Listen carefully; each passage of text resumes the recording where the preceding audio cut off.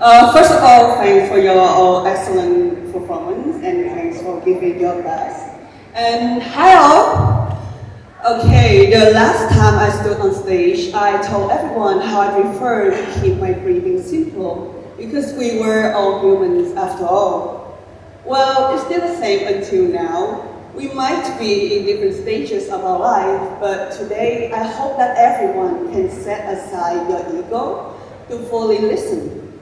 And ego is not a bad word, by the way. It can mean any kind of idea that you might have about yourself. So please, for now, kindly strip that all away.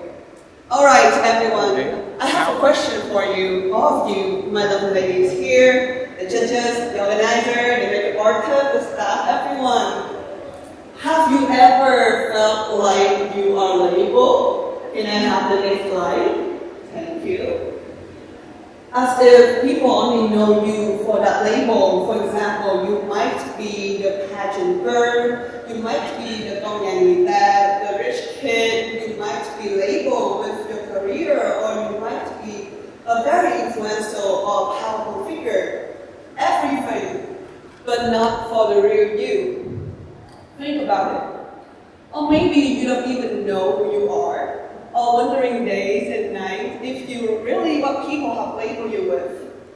If you have ever felt such kind of way, please raise your hands so I can know, so we can know that we're not alone and we are here for each other. Thank you. So I guess that many of us struggle with labeling, especially when we're enrolling in a competition that has a history of being labeled. You know, the details of a story might be different, but the plot or the fundamentals of what we have been through is not so different at all. And I genuinely don't view my session as a performance. I just want to stand here to have this talk with you guys, you girls, especially the girls.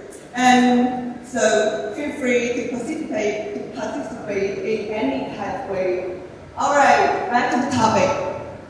Next slide. Okay, back to the topic, labeling. I have been labeled my entire life for something, in my opinion, very natural and not that much of conversation at all. You guessed it? My height. Next slide.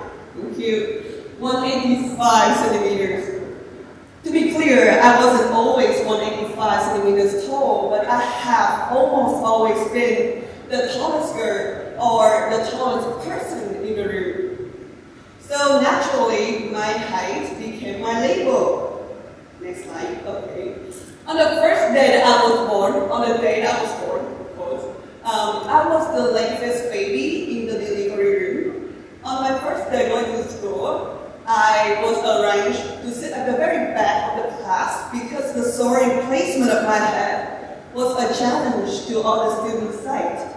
And on my first date, I negotiated to be the one who held the umbrella. And for the sake of both, I held the umbrella. And I have a little meme there for you tall guys, tall girls. Alright, so my height has often been my identity. People give me nicknames like Tolly, 185, Cây Sao, Cột Nhang. Most of the time it's all fun and games, but in very rare occasion, not so much, to be frank. Statistically, I am at least a head and a shoulder taller than the average of 22,400 Vietnamese households. Therefore, I naturally became the top of the show when enrolling in pageant. To be exact, my height became the top of the show. And you know, that definitely came as an advantage, but at the same time, it muted who I really was. And then stepping out pageant, people knew me for being the pageant girl, but not just any pageant girl. I was the exceptionally tall one. And even though that I am tremendously grateful for the care and the attention that I got, but I could not help but felt like, despite all my hard work trying to accomplish this and that, all that really mattered in this world was like I was the norm appearance. because of that thought, I try to do more, to achieve more, to prove to the world that I was more than what I seemed to be. Because of this, I threw myself under immense pressure. It got to a point that my dad was so concerned that he had to jump in and ask me a question that I will never forget, and that left me speechless. What are you doing this for? For many years, I've tried to convince myself that I was doing this for my own good, but in reality, I was doing this for the recognition of others. And as one could tell, this was definitely not a sustainable way to live life. And soon, I snapped. But the day that life officially tore me down was also the day that life decided to give me a temporary escape. So I took a trip. Next slide. So I took a trip. Next slide, please.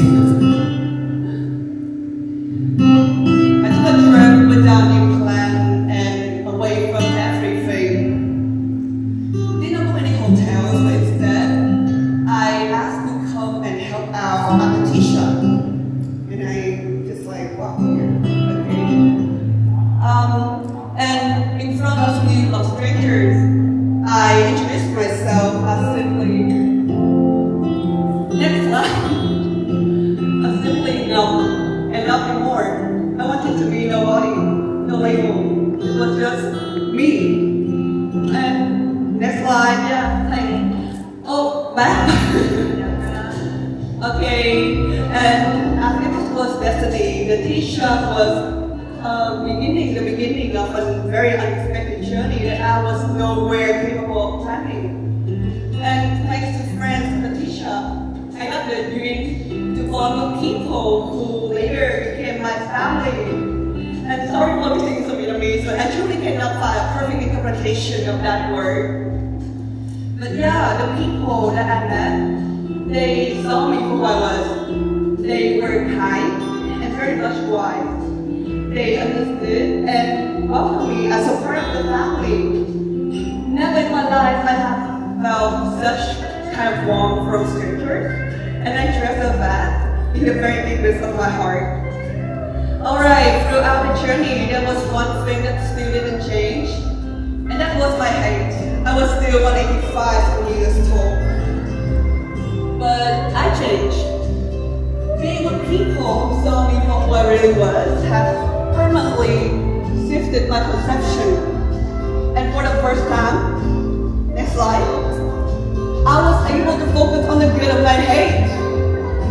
Because of my hate, I was able to have our friends in the tea shop with tasks that would be a little bit demanding and complicated for people of average age, such as sweeping the altars or cutting the branches. And thanks to the long legs that came as a combo with my hate, I wasn't afraid to jump in deep water or to climb over rocks to reach to the waterfall. And because of my hate, it has always been a trigger for people to strike a conversation with me. And thanks to that, I got more chances to meet new incredible people. And next slide. Okay, no, back, thank you. Okay. When I realized what my hate has brought for me, I accepted it not as a label, but as a part of me. And just like the other parts of me, it has a role in my life, but it could not define me as a whole. Alright, next slide. You know, I know that, back to you guys, this story might not be 100% relatable to all of you, and also it took a while, but if there was something I want you to take away when I walk off the stage, this would be it. You know, labeling might be inevitable, but remember that somewhere out there are people who can see you for the real you, and that's the most important thing. And if you haven't found them yet, then look around you right here, right now, in front of your eyes are your friends. Ladies and gentlemen, today we have succeeded in setting up despite of our differences, to sit down, listening, and empathizing. And I believe that is the most beautiful thing. Can I have the next slide? If I was only allowed to bring home one thing from Miss World Việt Nam 2022, it would be the beauty of unity. Alright, that is the end of my speech. And this is Lê Mong. Thank you so much for your support. Stay wholesome. Next slide. Stay wholesome, everyone.